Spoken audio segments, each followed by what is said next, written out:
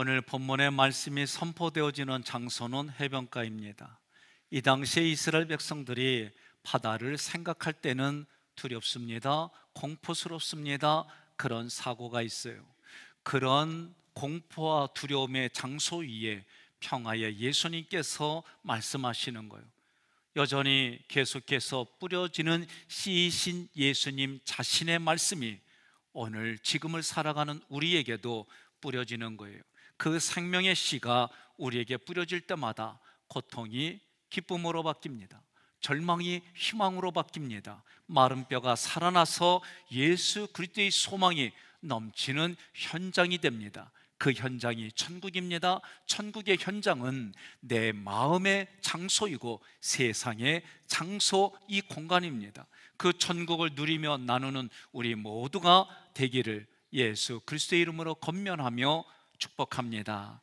24절의 첫 번째 구절, 예수께서 그들 앞에 또 비유를 들어 이르시되, 구원자 예수님께서 제자들의 얼굴을 맞대고 다른 비유를 앞에 놓고 의도적으로 논리를 펼쳐가며 말씀하는 거예요. 두 번째 구절에 천국은 좋은 씨를 제밭에 뿌린 사람과 같다. 오늘 이 말씀의 내용은 37절부터 기록된 말씀을 참고해야 우리가 정확하게 진단합니다. 37절로 38절 교독합니다. 대답하여 이르시되 좋은 씨를 뿌리는 이는 인자요, 같은 세상이요, 좋은 씨는 천국의 아들들이요, 가라지는 악한 자의 아들들이요. 아멘. 37절에 좋은 씨를 뿌리는 이는 인자요, 인자는 예수 그리스도를 말해요. 옆에 계신 김인자 권사님 생각하면 안 돼요. 인자는 예수 그리스도를 말하는 거예요. 그러니 예수님이 자기 자신을 광고한다, 이 정도 수준이 아니에요. 자기 자신의 생명을 우리에게 나눠주는 거예요. 천국은 좋은 씨를 자기 밭에 뿌리는 예수님과 같다. 그 천국은 하나님의 나라입니다. 하나님의 나라의 주권은 오직 하나님께 있습니다. 좋은 씨, 이 스페르마는 식물의 후손일 뿐만 아니라 후손을 번성케 하는 동물의 정액이라는 그런 뜻으로도 이 단어가 쓰였어요. 이러한 의미에서 씨 자체 그 속에는 생명력이 있는 겁니다. 좋은 씨는 단수예요. 예수 그리스도를 말합니다. 그런데 38절에서는 좋은 씨가 천국의 아들들이다, 복수로 쓰였어요. 24절과 38절에 이 구절들이 상충되어지는 것처럼 보입니다. 이렇게 생각하면 됩니다. 예수 그리스도를 머리로 우리는 그분의 지체 한몸 공동체를 말하는 거예요. 이때 단수로 쓰이는 겁니다. 결국 한몸 공동체인 교회, 하깃교회와 우리들 각자가 좋은 씨라고 하는 거예요. 그래서 요한복음 15장에서 하나님의 나라는 농부, 하나님이 예수 그리스도를 세상에 뿌리는 겁니다. 하나님의 계획대로, 하나님의 계획한 대로 만들어 가서 열매를 맺게 하신다. 하나님은 농부, 예수는 나무, 우리는 그분의 가지로 내 힘과 능력으로 열매 맺는 게 아니라 밑에 그 뿌리로부터 수액을 공급받아 열매를 당연히 맺어간다. 제 밭, 자기 밭이라는 거죠. 이 밭은 세상이 하나님의 밭입니다. 우리 각자의 마음이 하나님의 밭입니다. 이 밭의 소유주는 하나님이시다라고 말씀하는 거예요. 우리는 가라지도 하나님의 소유임을 분명히 알아야 합니다. 그래서 그 소유주가 열매만 모으겠다는 거예요.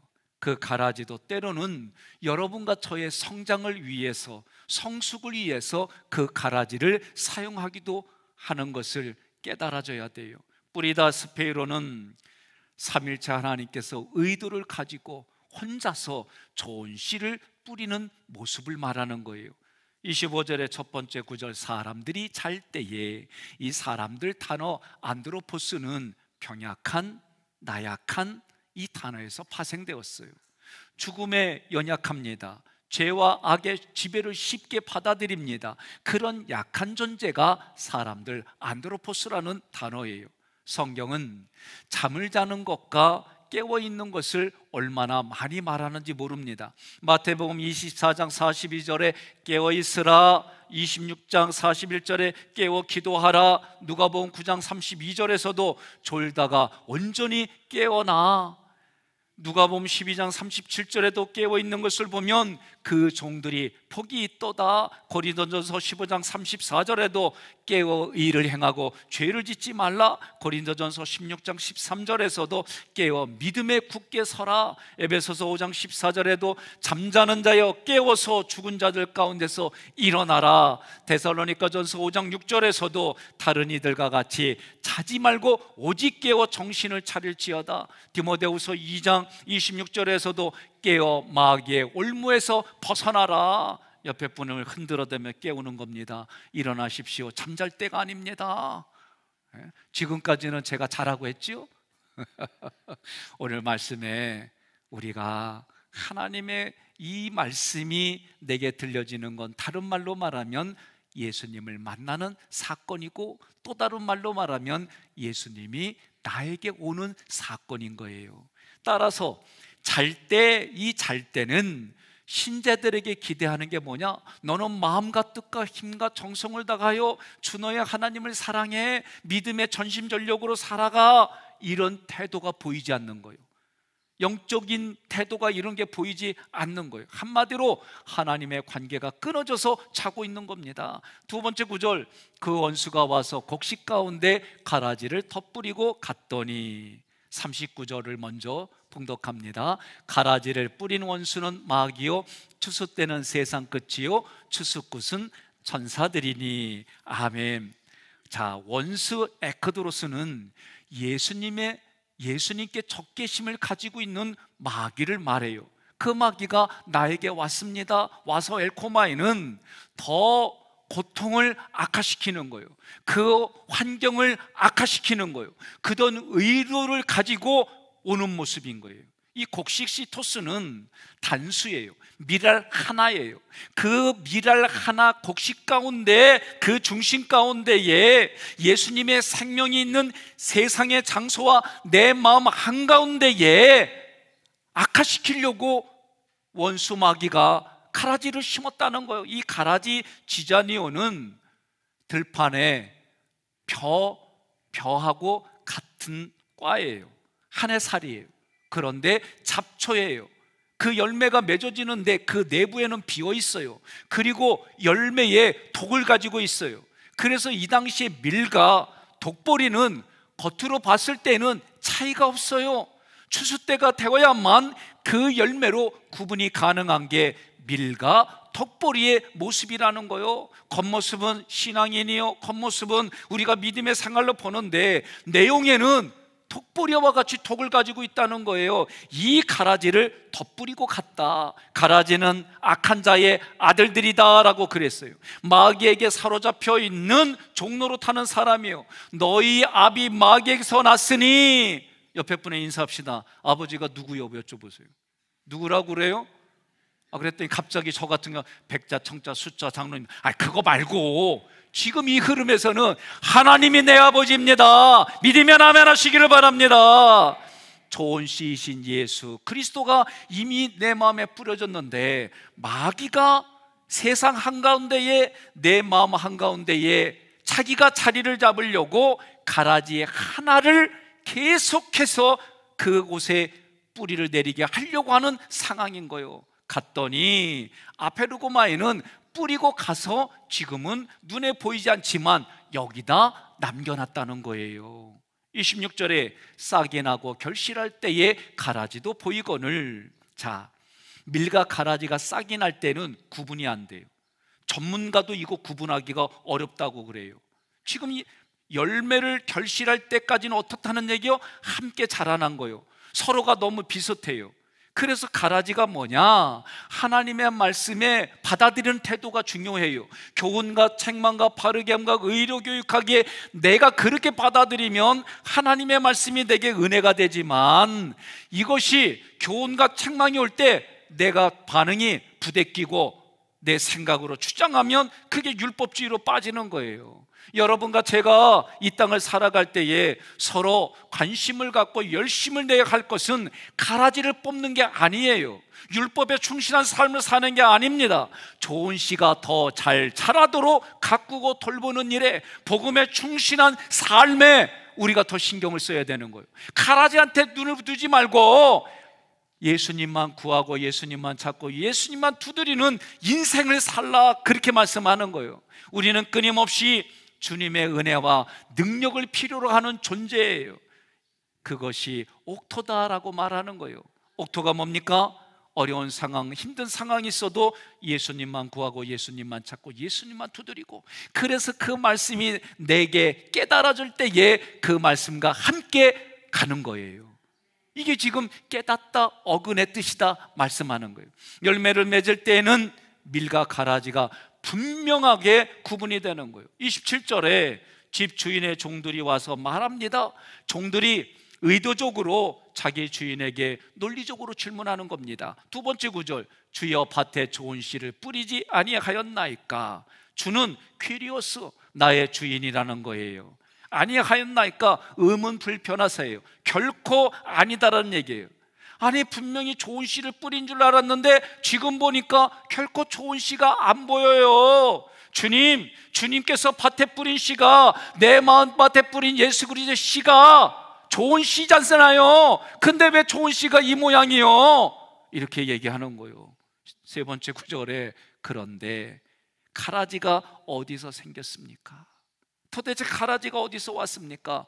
그런데는 우의접속사요, 앞부분보다 뒷부분이 중요하다, 그 얘기예요. 생겼나이까? 지금 가라지가 밭을 소유하고 있는 모습이 보이는데 가라지가 어디서 왔기에 지금 가라지가 이 밭을 소유하고 있습니까? 옆에 분에 인사하겠습니다.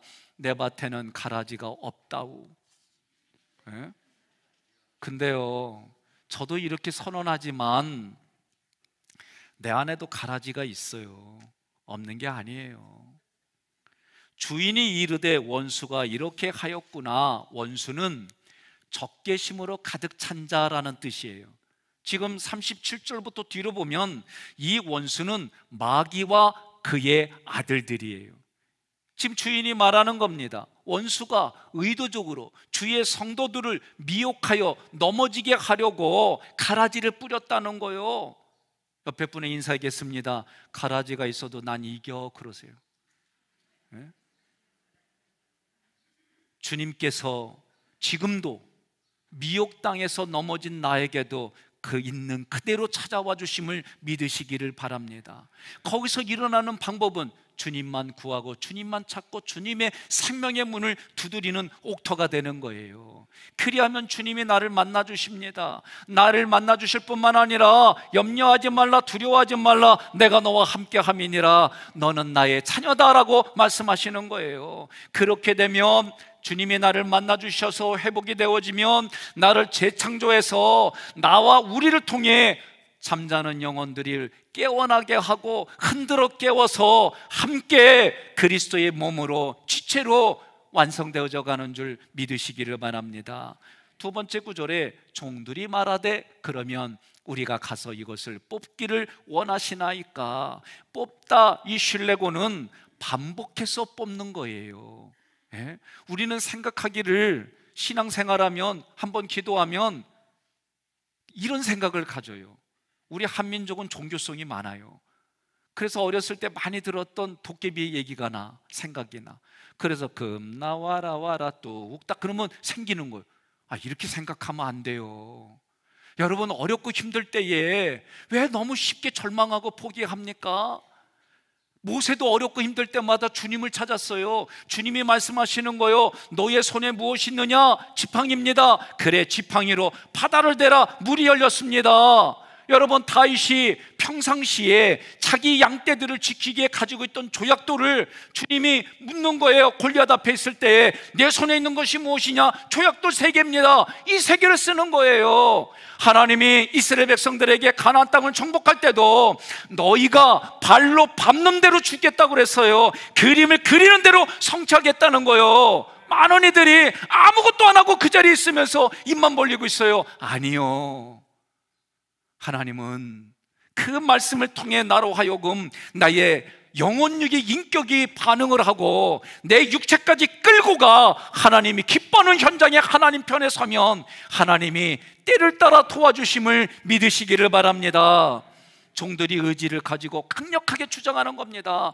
지금 가라지 뽑기를 기뻐하십니까? 그때 주님이 말씀하시는 거예요. 29절, 주인이 이르되 가만 두어라. 가라지를 뽑다가 곡식까지 뽑을까 염려하노라. 주님이 선포하는 거예요. 결코 가라지를 뽑지 말라는 거예요. 지금 가라지를 뽑다가 곡식까지 뽑을까 염려한다는 겁니다. 이 곡식을 뽑을 때 쓰인 동사 에크리조는 뿌리채 뽑는 것을 말하는 거예요. 밭농사 하신 분들은 알 겁니다. 뿌리까지 뽑아야 그 자리에 안 나요. 그런데도 뽑아도 나오는 게 잡초요. 어떻게 나훈아 씨가 이런 걸 잘 알고 노래를 그렇게 불렀는지 몰라. 염려하노라, 이 메포테는 결코 아니다는 거예요.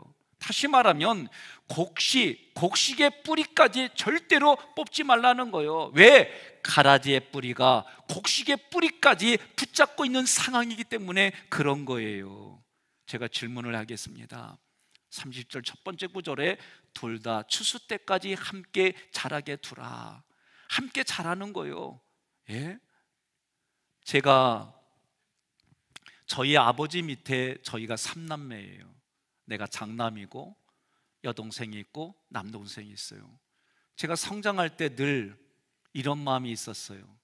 아버지는 여동생은 여동생이라고 아껴주고 막내는 막내라고 보다듬어주고 나도 형이 있으면 좋겠다, 누나가 있으면 좋겠다, 나는 외로워. 나 이렇게 성장했거든요. 얼마 전에 작년도에 여동생하고 남동생이 전화가 왔어요. 오빠가 해결해야 돼. 형이 해결해야 돼. 우리 말은 듣지도 않아. 오빠 말이라면 반드시 해결되니까. 우리 동생들은 부모가 나만 특별하게 대접해주고 키웠대. 아니 나는 그렇게 안 보였거든. 내가 그래서 싸웠어요. 무슨 소리냐고. 엄마 아빠는 너가 여자라고 해서 너만 좋아해주고 너는 막내라고 해주고 나는 맨날 큰 놈이라고 네가 참고 네가 이래야 된다고. 나 그렇게 성장했어. 그랬더니 동생들이 웃기는 소리 하지 말래. 부모님은 가만히 보면 자기들 말은 듣지도 않고 오빠 말만 들어. 그때 왜 전화가 왔느냐? 41년생의 우리 아버님이 경운기를 몰다가 이게 뒤집어졌어요. 큰 위험한 일이 생겼어요. 그 당시에 제가 아는 강화도의 어느 선배 목사님 아버님이 그런 사고로 돌아가셨거든. 그래서 제가 가만히 가서 갔어요. 아버지, 경운기 몰지 마세요. 이렇게 말하지 않고 마음껏 모세요. 그러다가 뭐 하나님 불러가시면 우리 아들 그냥 못 받고 사는 거니까 편하게 몰다 가세요.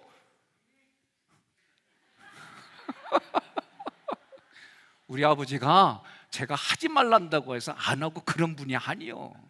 그래서 편하게 하세요. 앞으로 보면 얼마나 멀겠습니까? 그랬더니 알아들으시고 안 해. 그러면서 동생들은 오빠 말만 듣잖아. 여러분, 제가 이 얘기를 하는 건 우리가 다 겪는 일들이지요. 다 추수 때까지 함께 자라게 두라는 거예요. 이 함께 자라다는 수동태로 하나님이 다 돌보시고 함께 자라게 한다는 거예요. 이 두라 아피에미는 허락한다는 뜻입니다.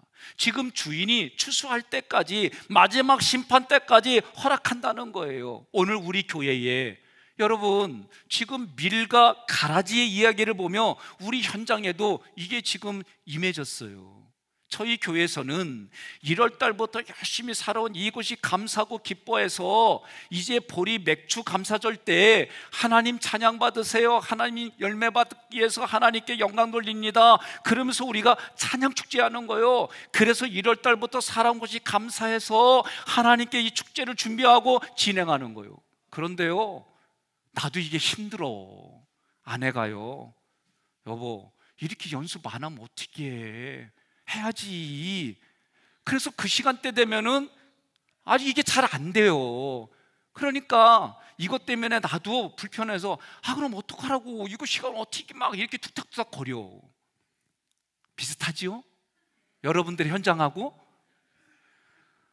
그런데요, 제가 이 뒤에 있는 송 목사님 보면은요, 찬양도 잘하지 춤도 잘 춰. 이거 탁탁탁 하는 것도 절도가 있어. 나는 늘어져. 그리고 이분들이 1초 빨라. 그러니까 나는 내 스스로 힘들어. 이 사람들 따라가려니까 너무 힘들어. 그래서 하나님 앞에 이왕이면은 춤도 잘 추는 사람으로 만들지 왜 꼭 1초 늦는 사람으로 만들었냐, 꿍얼꿍얼 올라와. 그래서 때로는 이들하고 지금 맞춰보질 못했어요. 어떻게 해요? 에? 그러면 벌써 이 사람 얼굴을 보면 뭐 담임 목사님이라고 같이 오지도 않고 뭐 이러지도 않아. 그냥 웃으면서 한마디에 목사님 기대가 됩니다. 더 무서워. 에? 그리고 아내가 이제 오늘부터 집에만 가면 그 음악을 크게 틀어. 나보고 들으라는겨. 그리고 내가 안 들으려고 그러면은 여보 내가 하는 것 좀 봐봐. 그리고 춤추면서 이쁘게 막 웃으면서 해. 그 얘기는 나보고 같이 추자는겨. 생각을 다르게 하고 방법을 다르게 하니까 내가 보는 거예요. 나도 시간을 같이 못 내니까 영상을 들어보고 보고 나 혼자 따라하고 이랬더니요, 우리 애들이 웃으면서 그래요. 아범마마 손은 요렇게 하는 거예요. 팔은 앞으로 당기고요. 아이고 막 이러면서 가르쳐줘요. 우리들이 제가 이 만들고 이거 하는 가운데에 여러분 스트레스 받지 마세요. 힘들면 힘든 대로 2초 늦으면 늦은 대로 하시면 되는 거예요. 이것 때문에 싸워가지고 안 나왔대. 임진왜란 전에 지금까지 안 나와. 여러분 오늘 우리가 말씀을 통해서 기억해야 되는 거예요. 가라지와 알곡은 간단해요. 우리가 살아가는 삶의 모습이 그 결과가 나타나는 거예요. 오늘 우리 마음에는요, 지금 추수꾼들이 예수님이 기뻐하신다면은 지금 뽑아버리겠습니다. 나한테 정하니까요 무서운 얘기요. 지금 밭은 세상과 내 마음이라고 돼 있잖아요. 그러면 나를 뽑아가신다 그러면 나 주님이 부르면 가는 거예요. 그런데 주님이 마지막 심판, 주님이 정한 때까지 내버려 두라는 거예요. 여러분 우리가 이거 할 때 이번 주에 주신 말씀을 같이 나누고 예배드리고 그러면서 그 은혜가 이 안에 충만해서 기쁨으로 찬양하고 기쁨으로 율동을 하고 기쁨으로 함께 맞춰가고 1초 늦으면 늦은 대로 봐주고, 늦게 오니까 미안해가지고 빵 사오면 빵만 먹어주고, 그러면서 우리가 같이 축제의 분위기를 만드는 거지. 이미 만들 때부터 마음이 상해가지고 참석하면 뭐 할 거예요? 그러니까 마음 상하게 하면은 오늘 말씀 가지고 좀 생각해봐요. 내가 알곡으로 말했나 가라지로 말했나? 옆에 분에 인사하겠습니다. 당신이 가라지로 말해도 나는 알곡이라 알곡으로 보여. 그러세요.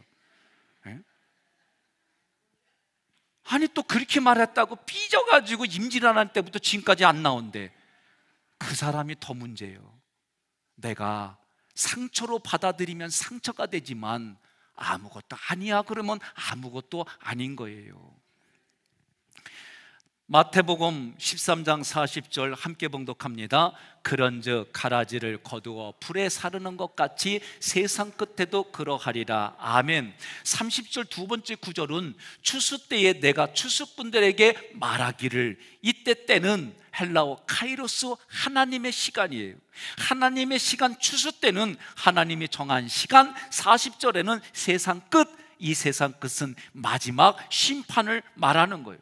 추수꾼들에게 이 데리스테스는 하나님께 속한 자 천사들을 말하는 겁니다. 그들에게 말하기를, 이 에레오, 이 단어는 미래에 펼쳐질 것을 하나님이 지금 분명하게 선포한다, 그런 의미입니다. 세 번째 구절, 가라지는 먼저 거두어 불사르게 단으로 묶고, 42절 함께 봉독하겠습니다. 풀무불에 던져 넣으리니 거기서 울며 이를 갈게 되리라. 아멘. 아멘. 먼저 프로톤, 이 단어는 최초로 마지막 때에 하나님이 요한계시록으로 말하면 나팔을 부는 거예요. 우리가 쉽게 얘기를 하면 집합하는 거예요. 그때 이 소리가 들리면 거두어 실내고는 끌어모으는데 여기저기 내가 손으로 끌어모은다가 아닙니다. 한 번에 집합하면 이 하나님을 거절했던 사람들이 자동적으로 하나로 묶이는데, 이 하나로 모이는 것을 마치 볏집단을 묶어놓는 것처럼 한 번에 묶어서 뜨거운 불못불에, 지옥불에 던져버리겠다, 그 얘기예요. 여러분, 죽으면 끝나는 게 아니에요. 영혼이 살아서 육체에 느끼는 그 고통을 가지고 지옥에 들어간다는 거예요. 그러니 그들이 그 뜨거운 풀못불에 몸부림치며 일을 가는 거예요. 오늘날 이가 약한 분들이 있으면 한번 생각해 보세요. 네 번째 구절, 곡식은 모아 내 콧간에 넣으라 하니라. 곡식은 하늘의 미랄입니다. 모아, 여기는 쉴레고가 아니라 시나고라는 단어가 써 있어요. 무슨 얘기냐? 예수님을 나의 주인으로 영접한 한 사람 한 사람 그 미랄을 말하는 거예요. 하나님이 요한계시록으로 말하면 나팔을 부는 거고, 저는 편하게 집합하면은 먼저 하나님을 거절한 사람들이 지옥에 가고 그 남은 사람이 한순간에 모여져서, 내 콧간이라고 할 때는 창고, 보물창고를 말해요. 그것은 천국을 말합니다. 넣으라 하리라 이 단어는 없어요. 그래서 43절을 우리가 읽는 거예요. 함께 읽습니다. 그때의 의인들은 자기 아버지 나라에서 해와 같이 빛나리라. 귀 있는 자는 들으라. 아멘. 우리가 사는 세상은 하나님의 아들들과 마귀의 아들들이 함께 살아가는 거예요. 추수 때가 되면 모든 것이 다 드러나는 거예요. 여러분, 오늘 우리가 드러난다라고 할 때는 내 속에 있는 것이 나의 언어와 행동으로 드러나는 겁니다. 하나님께서 악한 자들도 오래 참고 기다려 주셨습니다. 하나님께서 아직 심판하지 않으셨습니다. 그러므로 우리에게도 말씀하는 것이 정죄하거나 포기하지 말라는 거예요. 우리에게는 심판할 권한은 없지만 그들에게 미혹을 받지 않도록 경계하고 조심해야 할 책임은 나에게 있다는 거예요. 그래서 베드로전서 5장 8절 함께 봉독하겠습니다. 근신하라, 깨어라. 너희 대적마귀가 우는 사자같이 두루다니며 삼킬 자를 찾나니. 아멘. 곡식도 추수 때까지 봐야 아는 거예요.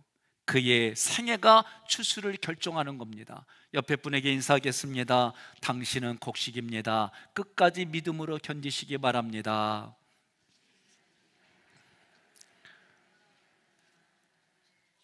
제주도에 제가 아는 교회 목사님이 자기가 겪은 걸 얘기를 하는 거예요. 이 교회가 규모도 괜찮고 분위기도 참 좋아요.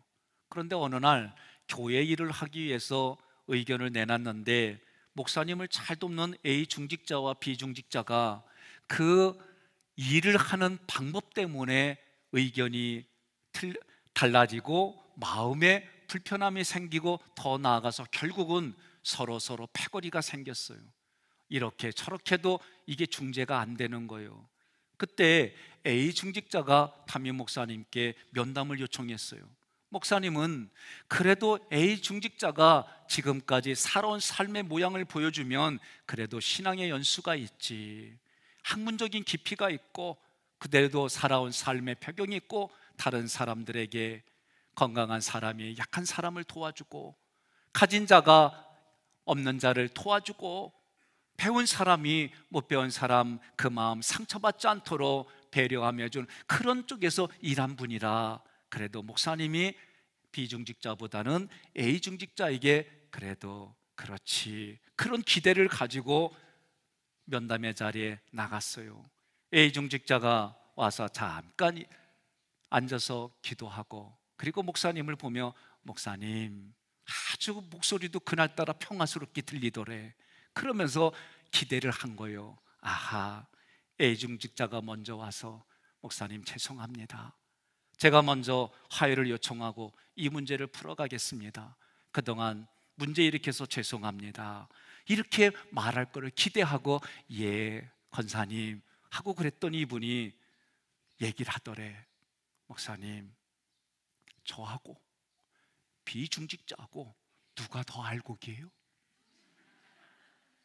그래서 웃다가 닫지도 못하고 울지도 못하고 자기가 참 힘들었다고 얘기하는 거예요. 둘 중에 한 사람을 택하라고는 말을 하니까 이분이 하는 얘기요, 저에게 백목사, 마태복음 13장 할 때는 알곡은 이렇게 말하지 않는다, 꼭 좀 얘기 좀 해줘. 가라지가 알곡의 삶 깊은 곳까지 침투해서 해방을 놓아도 그 알곡은 예수님께 뿌리를 계속 깊이 내리고 주님만 바라보고 주님만 구하고 주님의 생명의 문을 뿌리로 빨아들여서 자기 십자가를 지고 자기를 부인하고 걸어가는 거라고 꼭 좀 얘기해줘. 그래서 나를 힘들게 하는 그 영혼을 위해서 기도하는 이가 알곡이라고 얘기 좀 해줘. 옆에 분에게 묻겠습니다. 내가 알곡이요, 알곡이요? 뭐라고 대답해요? 아이, 감사합니다. 우리 내면에는요, 저도 때로는 말씀을 준비하다 보면 부대끼는 일들이 있어요. 염려도 있어요. 두려움도 있어요. 그러나 이것을 해결하는 방법은 내 의지대로 하지 아니하고 하나님의 말씀과 뜻에 부합하려고 몸부림치는 거예요. 여러분, 지금 여러분과 제가 살아가는 삶의 현장에는 알곡과 가라지가 잘 구분이 안 돼요. 추수 때가 있습니다. 하나님의 나라는 악인과 의인이 분명하게 구별됩니다.